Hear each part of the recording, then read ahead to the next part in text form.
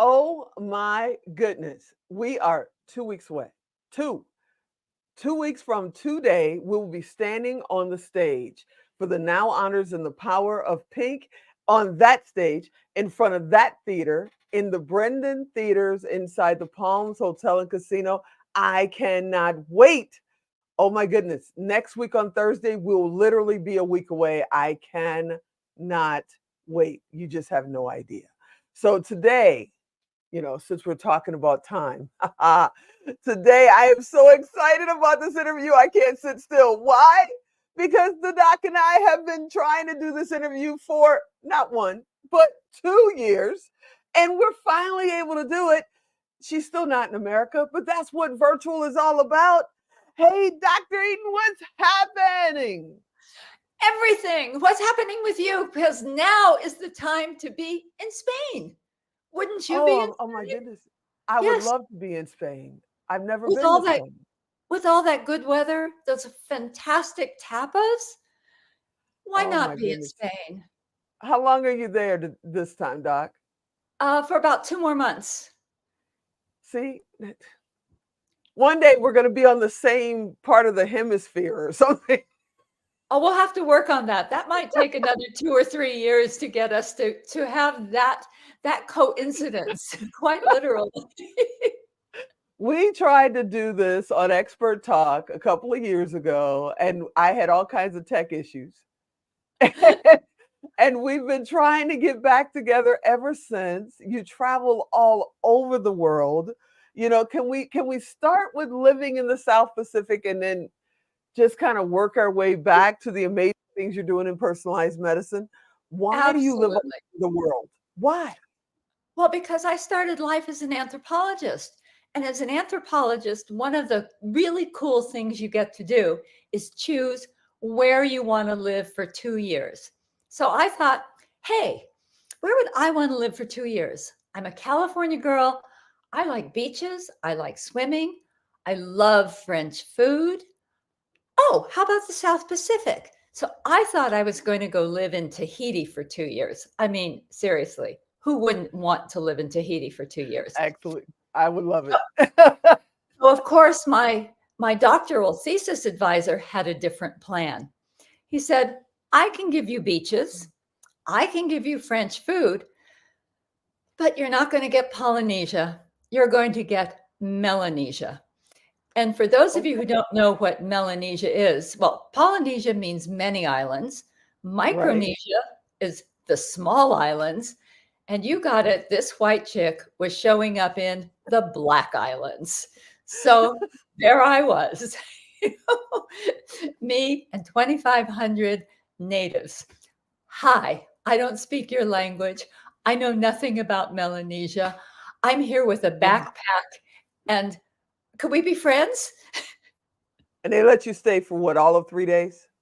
No, they're really nice. They were the most warm, generous, open, loving people who took me in. They spoke a pidgin language, if which suppose me talk with them, you fella long this fella language. Me ting ting belong me, ting me I all same you me. You sabe good to us? So in about Okay. 2 weeks, I could speak it. It was That's awesome. amazing. That's amazing. Now, there's somebody watching right now. There's always somebody watching, and they're terrified to even go to an event that's 2 miles from their front door, or take an adventure into starting the business they've been talking about for years.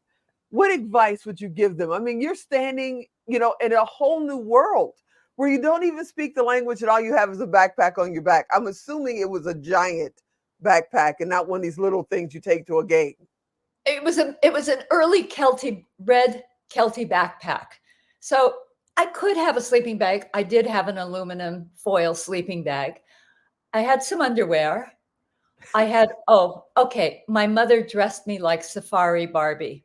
She put me in a dry clean only khaki outfit from then Abercrombie and Fitch.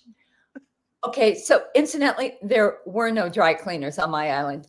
There were no toilets. There was no running water. There was no electricity. and there were bamboo huts with thatch roofs, and we're done. And pigs and chickens running all around, some cows. That's pretty much it. Yeah. All we So what year was this? This began in 1973. I went back again in 1976 and 1977. Then, because I had so much fun, I went back again in 78. I went there for the revolution in 1980. Oh I yeah, of took course you my went for the mother. revolution. Of course, wouldn't you? Of course you'd go for the Absolutely. revolution. Duh. Absolutely. Okay. And then I took my mother back in 92 because she thought I was dealing with savages because she was a Freudian psychiatrist and had read Totem and Taboo. She said, I want to meet your savages. Mom, they're not savages. Oh These are my the most goodness. wonderful people. She became convinced as she sat on the beach having a handmade meal with just lovely, lovely, welcoming people. And then I went back again in 2019. So I've had a 42-year history of going to this island. I hope to Wow. take my son there to introduce him to the people this coming summer. And it's a 42-year history. And I've lived there probably a total of just over two total years if you count every month. Wow. So, I mean, you're talking the 70s. Yeah. There was no Facebook in the 70s. There was no No, internet. there were You only couldn't Facebook. call you. Oh, my mother could call me, but she had to book the call through a radio link in Australia. And you literally said, she would do it. So these are expensive phone calls. And mom would say, hi, over. And I'd reply, hi, how are you? Over. We're fine. Over. I mean, how incredibly useless is that? But she knew I was alive, and that's all she really cared about. You know, I was stationed in the Philippines in the 80s, and we would wait in line because they had a building called the phone house, right? So we'd wait in line for hours to get a phone, and then you had a max of 10 minutes. And when you got on the phone, you know, they schedule it, and you get on the phone, and I'd hear my mom, and it was just this huge echo, like we were shouting down a can or something. So, you know, it's, hi, mom, mom, mom, I'm okay, okay. You know, and we lived for that. We were only allowed to do that like once a month or twice a month. It was extremely expensive. You know, that one call cost you, you know, $20, $30. And back in the 80s, that's over $150 now, you know, for a 5 to 10 minute call that you literally were listening to yourself echo for most of the conversation. So I can kind of relate. But like I said, there are people scared to death to even get started on their dreams.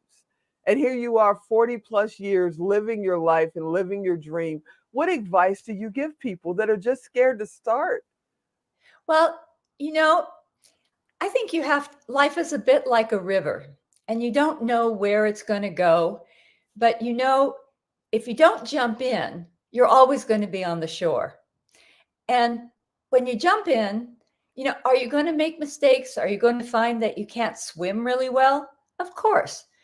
But, you know, every little dog paddle ultimately will get you somewhere.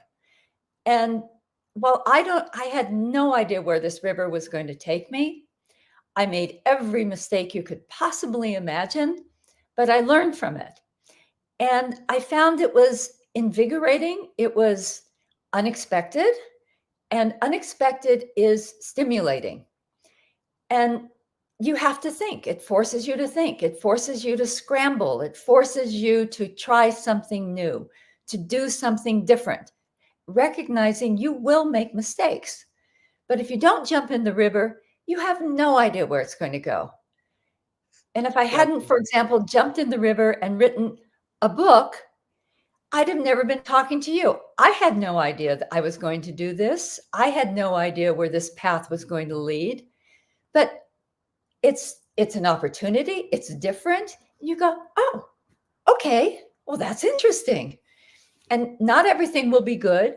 Not everything will be awful. Some stuff will even be just plain mediocre, but it's Right. different and it's So what fun. made you decide to write your book for the, when you just got up one day and said, okay, now with everything I've got going on, it's time for a book? No, I heard one of the founders of stem cell therapy talking on NPR. I wish I could have said I heard him on Tigo, but I didn't. I heard him Yeah, on on your rival let's make that station. happen. And the question he was asked was how does the lay public learn about science? And he Mm, said through fiction. And I thought about it and I thought, oh my gosh, I love Michael Crichton. I I mean, I learned so much more from Michael Crichton, and when I was teaching anthropology, I assigned the Andromeda strain to my class and said, "Okay, every day of the Andromeda strain, I want you to do science. I want you to write observations. I want you to generate hypotheses. And then on day 2, I want you to test those hypotheses. And if you can't do that, you're going to have to leave my class." And I wait, wait, thought, wait. You said day 2. well, Day Andromeda 2. strains broken into days, and like 2 or 3 different days. Okay. And so Wow, that's amazing. so that's what I had them do. And well, it had the advantage of getting rid of people who didn't want to do any work. And then it left me with with a class filled with people who were in fact motivated and interested. So I thought, okay, I'm really interested in personalized medicine because it can change healthcare for you and me. It can reduce Mhm. healthcare costs, result in better outcomes. It's a win-win proposition. So how am I going to do that? Well, this was 2010, and that's when I had the idea. Okay. So I thought about it and I tried, you know, mentally thinking, oh, well, I could do this. Oh, how about a reservoir? I'll somehow poison a reservoir. I thought, that's too expensive. That's too hard. So I went through all these other options and I got down to one option and I was explaining it to a girlfriend, and her 10-year-old daughter said, oh, don't do that. That's scary. I thought, well, that's good then. That's good. I think I'll explore that. And then in 2013, I put pen to paper or finger to keyboard. And 3 years later, I had a first draft. Another 3 years later, I had a second draft. And then another 3 years later, I finally had a publisher. And another 2 years after that, I had a book. Wow. Wow. Now I've got to ask about this now that you said that, because that was a journey. You're talking 10 years, pretty much a journey for your book. And now we've got AI being around now for almost 2 years. It's coming up on its birthday in November. What's your feeling about, everything around AI and where AI is taking us? Well, my first thought is when I was at Stanford as a postdoc, AI was just starting. And then it became a running joke. Oh, yeah, artificial intelligence. Like, when is it going to happen? Decade after decade after decade. And then finally, it was as though critical mass happened with ChatGPT and generative AI. And in a funny way, it was like, cool, that's really cool. So now I've used it. I've used it to look at the NIH resource of PubMed and said, oh, hey, can you abstract articles on personalized medicine? And what comes back is, maybe it's a little bit of a hint, but I find I still have to go back, read the articles, and I'll bring something to it that AI won't. Hmm. It's like bringing something very generic, very unprocessed through, not critical, but it will give you references, but you Mhm. always still have to go back and check. It's kind of like a shorthand, but it's not going right now. It's not good enough for me to use to really write something that's substantive that I would put my name on. Wow. I really wanted to ask that question because everyone is talking about it. I heard only 6% of businesses are actually using it right now, but everyone is talking about it. Some are terrified that it's going to take over the world. And, some are terrified that they're just never going to understand it. And like yourself, I've met quite a few people that say it's kind of like the notes when we were in high school. You go to the library and buy the little notebooks. Remember those? And it gave you just the general overview, and then you try to take your final and you fail because it never went deep enough. Yeah, that I've heard that many times. Personalized medicine, I know, is your passion. Why? With everything that you could be doing, why is personalized medicine your passion? Well, if you could make a difference in patients' lives, wouldn't you do so? Of course you would.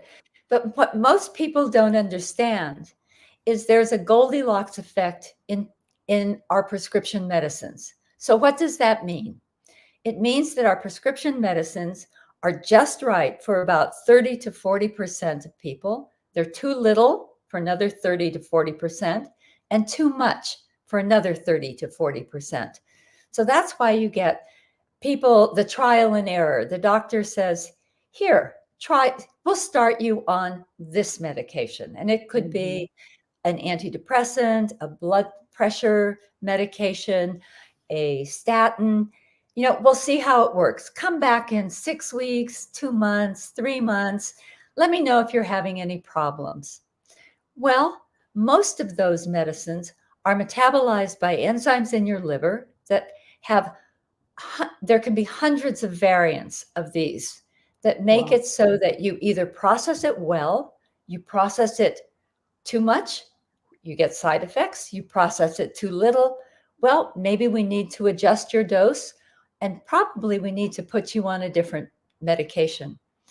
So, for example, if we did genome typing, full genome scans on every single person in the US and included our genomes in our medical record, we could get the right drug first time over 80% of the time. There'd be so much less trial and error. Medicines, the side effects due to medicines prescribed in the hospital are the fourth leading cause of hospital deaths when the medicine is wrong. So we could eliminate a lot of that. And it's especially true in elderly people because as you age, those homeostatic mechanisms we have that kind of balance out, make it so that we can navigate adverse events, they get narrower and narrower and narrower. So it's like we're on the tip of a fulcrum, and a little push can send you over the edge. And I've seen it. I saw it in my mother. I saw it in my stepfather. A little bit of the wrong drug, and it's like, whoa, catastrophic. Get them off of it. Put them on something right. So this is actually a natural fit for AI because the pharmaceutical companies know which enzymes are involved.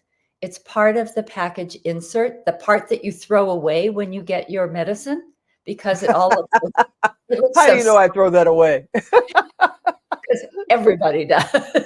It's so sciencey. You go, it's a mixture of numbers and letters. Oh, get me out of here. Get me away from that. And those are the ones that matter. And so that's available. Your doctor doesn't have a very strong foundation in pharmacology or genetics, and AI can do that match perfectly, easily, seamlessly, perfectly, because now we have huge data centers. We can handle data. And actually, on my website, I have a free download that takes you through the steps to go from your 23andMe or your Ancestry.com data and how to figure out for yourself if you and your prescription medicines have a Goldilocks effect, and if so, are you in the good normal range, or are you in the too little or too much range? And a couple of universities are starting to do this. And the leader, in fact, was Vanderbilt University in Tennessee, where they took the 13 or 12 most common enzymes that process drugs, and they're genotyping all of their patients. It's all part of their medical record, and it's part of their algorithm for their doctors when they prescribe. UCSF is doing it. Mayo Clinic is starting to do it. So it's coming. And I think it's great. I mean, so I I was gonna say published. that sounds like a great thing. But Yeah. before we get further down, because I have a couple other questions, and I know I promised you 20 minutes, but you knew I was going over. I waited 2 years for this moment. But before that, how do they get the download? What's your web address? Oh, ElizabethReedAden.com.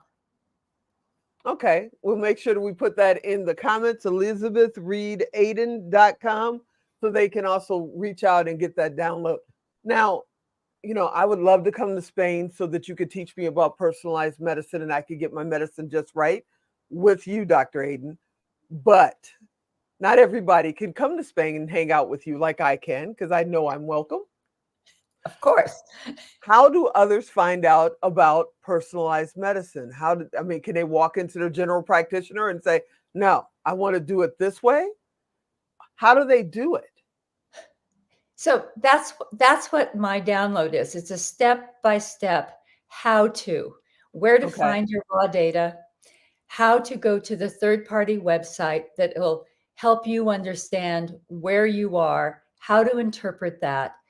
And then the best person for you to probably talk to is not your doctor, but to talk to a pharmacist, because the pharmacist actually is trained in pharmacology. And they are familiar with all of the drug enzyme interactions. And just to be clear, I am a PhD and not an MD. So my advice is not, quote, medical advice. It's for information purposes. Totally understand. Totally understand. I actually, years ago, and I should have him come back on, had a young man on. He's a pharmacist. He owns, then it was 3. I have no idea how many he owns now here in Las Vegas, that makes the medications and does all the research and all of that right here. So I know they're in bigger cities, because he was explaining to me that, almost every major city you can find a pharmacist. They'll make sure that your medications are the right dosage for what you need and blah, blah, blah, blah, blah. So I totally understand that. That makes perfect sense. But okay, how does all this lead into, you said personal medicine. Got it. You also, little birdie told me you're about to do a podcast. How does personal medicine lead into a podcast? What are you going to be doing? Oh, so going back to the fear of jumping into the river and seeing where it will go, I had absolutely no idea about where all this book, The Goldilocks Genome, could lead me. So I thought, other people read the book and they said, oh, it's a thriller. It's scary, but it's real. All the facts are real, but the story is fiction. It's scary to make a great movie. Okay. So somebody contacted me, or I had a friend in the industry, and they said, why don't we start with a serial podcast? Because you're kind of a plot-driven writer. We need to have a character-based story. So we're going to make an 8-episode series podcast based on the book. So I've heard 3 of the podcasts. They're amazing. They're cliffhangers, and they're so character-driven. They're acted by real actors, and It's going to be fun. So that'll come out at around the end of the year, and it'll be called The Genome Killer. How about that? Wow. So you got to come back. One, I don't want it to go for 2 years for us to be able to hang out again, virtually or otherwise. And I hope you'll come back when your podcast launches, because I'd love to, hear more about it and share it with our community, because it's always fascinating. The day that we were supposed to do this interview 2 years ago We spoke for a good half hour while we were waiting for the tech to get right. It never got right. But it was awesome to just be able to speak with you and the knowledge that you bring to the table, especially for people over 50, people over 60 that don't realize that, the medications are not perfect for everybody, that don't understand the information that you share and your heart. You've got the heart of a lion, you know, to be out there just, oh no, I'm going. It doesn't matter. I'll see you next month. You know, I'll see you in 3 years. It doesn't matter. I'm good. I think that is absolutely amazing. You already know I am a fan, and please come back often because you have amazing information to share. Well, you have a deal, and it won't Awesome. be another 3 years or 2 years. Please come on. I may not even be doing this in 2 years. 2 years, AI will be sitting here. It'll be a virtual me, probably 20 pounds No. lighter. Okay, I'd join you in that one too. You're amazing, Dr. Aden. I just love hanging out with you, and I'm so glad we finally got to spend a few minutes together live. How about Yay, that? me too. So December, I'll come back again and send me that link and I'm signing up. That's awesome. Thank you so much for hanging out with me, and I'll talk to you after Christmas. You got a deal. Thank you. And have a good Awesome. Christmas. You too. Hey, Thank you. everybody. I hope you enjoyed this episode. You know, I want you to come back next time. And next time will be in December because Dr. Aden is about to be a part of the Now family. And I'm going to get her to share quite often. Yeah, the Now family. I can't wait. October 3rd through the 5th, I cannot wait. That's our event, but the community is constantly going. So if you want to, there it is, Brendan Theaters at the Palms. If you want to be a part of the Now family, inbox me on Facebook. Let me share with you what we're doing in our community all year long, not just during the event. And yeah, I'm Tigo. I'll talk to you next time, which, yeah, is tomorrow. Have a great day.